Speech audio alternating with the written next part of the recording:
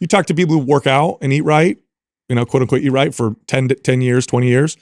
Ask them why they still do it. I guarantee you the top 5 or 10 things is not look good, ripped, 6-pack abs or whatever. It's usually like mental, health. And it makes me feel good. And it's something that adds quality to my life. And it's like, you go down the list and it's like, oh, I look buffed or whatever.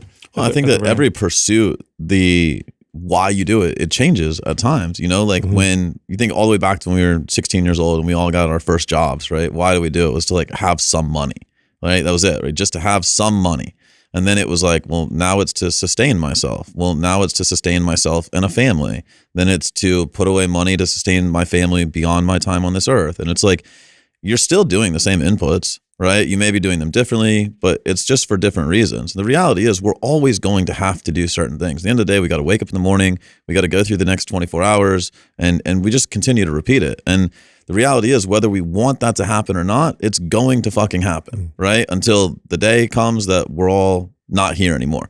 Days are going to happen. And so if you're trying to put like a hard stop as to the actions you're taking inside of those days, like, I did it, I'm done. Well, what the fuck are you going to do with the rest of your days? So given the nature of like all of the subjective stuff that you have to kind of figure out with your clients, like how different really are we than life coaches? I mean, you're familiar with life coaches and what they're trying to accomplish. To be honest, I'm really, I always try to understand like what is a life coach? Like where do they start? How do they ultimately, what is the end game for them?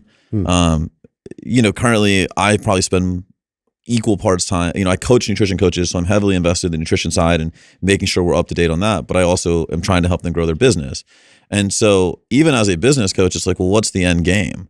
And I actually, and if you've been to any of my events recently, I'm of the opinion that all of us in the business side have been fucking that space up for like the last 2 years in the sense of saying like, make X amount of dollars.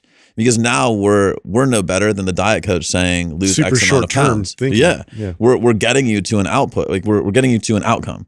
And we all know in here, making money and building business are completely different things. Well, losing weight on the scale and long-term being successful are also two very different things. So as a life coach, like maybe they're way ahead of our game where they're not talking about very specific outcomes and they truly are talking about the journey. I think there's elements where coaches are really just helping you avoid your own pitfalls, right? I mean, at the end of the day, I say it all the time in our level 1. The very first statement I make is I'm not going to teach you anything on day 1 on the education side that you can't find in Google.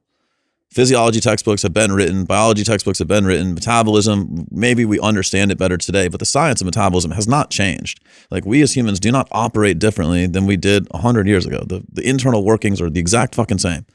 And so it's our understanding that has to change. It's the way that we take that understanding and communicate it and apply it that has to change.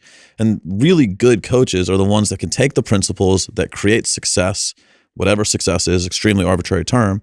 They can take those principles and apply them in a manner that leaves the consumer understanding and then in an ability to also apply, which when done correctly will continue to make the world a better place. I said yesterday to our group, if you think about it, Tony Robbins, he had Jim Rohn, but he didn't have Tony Robbins. There was no Tony Robbins before Tony Robbins, right?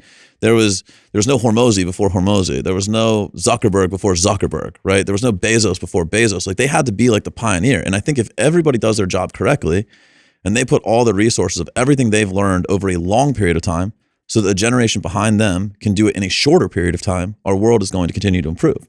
And go all the way back to the conversation we were having about AI. That's effectively what's happened. People have learned things that will now allow the generation behind them to do things at a faster rate, more effectively. And I think that truly is what the game has to be.